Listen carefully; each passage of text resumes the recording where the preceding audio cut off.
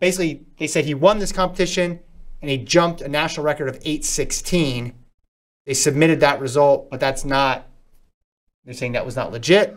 He jumped 7:86 ultimately at the Olympics and did not qualify for the final. There are other countries that are on the competition manipulation watch list.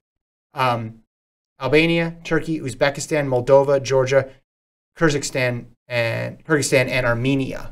So pretty crazy thing. We think about cheating in track in terms of doping, but there's also the idea of just like, hey, this mark isn't legit, and then it gets submitted because there's so many track meets all around the world, and so many athletes either don't have the resources to travel to big meets or can't qualify to big meets, so you have to run these smaller meets.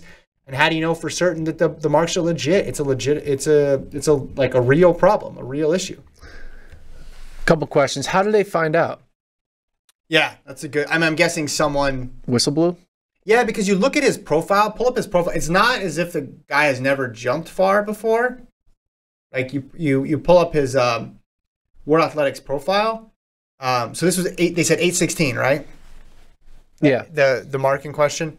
So he's jumped 8:11 before, right? So it's not too far off. It's not like me going out there and saying I jump 8:16. Well, there's marks that you could do that very clearly people would say, okay, that's not real. Now this year, 2022, he jumped a 7:66 and a 7:79. That's indoors. But 2021, he had some high 7.8s, and then at the Olympics he was a 7.86. But it's not as if he was completely out of place. So this isn't a case of a guy totally faking his entire track and field career and then showing up at the Olympics and being exposed. Which is a great idea for a movie or maybe even a documentary. Yeah. That maybe you and I could do. I'm in. I'm in. But like, he's not jumping over 8 meters consistently, but he's in the high high sevens. He's an athlete. Yeah, for sure. Exactly. So the 8 whatever he had jumped gets bumped up to 8:16, and then away we go.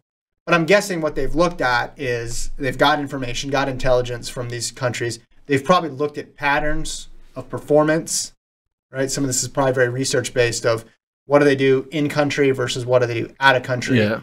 And there's probably a difference that throws up a big red flag. It's like a flag alert. Yeah. Here's the problem. If you're going to do anything wrong at a track meet, you better be really buttoned up because the amount of people at a track meet I think you could is pull it so off. large. No, I'm not even talking about fans. I'm just talking about the amount of the officials, the starters, all the competitors. It'd be very difficult to rig a track meet. No, all you gotta do is rig the timing system. If you can rig the timing system so it makes 1 second actually be 1.1 seconds long. Yeah, but that means they're going to go, oh, that's what the clock says. And they're like, all right, but there's going to be video footage. You record it. Yeah. Fast forward or slow it down, whatever. Fast forward the footage to match it up so then they can like look at it real time. All you need to do is just have the timer and the videographer in cahoots. Yeah. People in real time are not going to be able to know. You cannot, with your own eye, watch a 10-second race and be able to know like whether that was a 9-8 or 10-2. I can, but yeah. A lot of times I'm like, that didn't look that fast. And then nothing really comes of it. No, I'm saying if you had I'm talking about your idea of having a meet all premise around this. That would be difficult to do. But there's too many people involved. It's like if Ocean's 11, like instead of that crew. So it's more than 11. I mean, it'd be like Ocean's 411. It'd be so many people involved. Hey. It's a track meet. That's the downfall of track. There's so many, and what's good about it, there's so many people involved. Everybody would have to be really committed to getting away with it.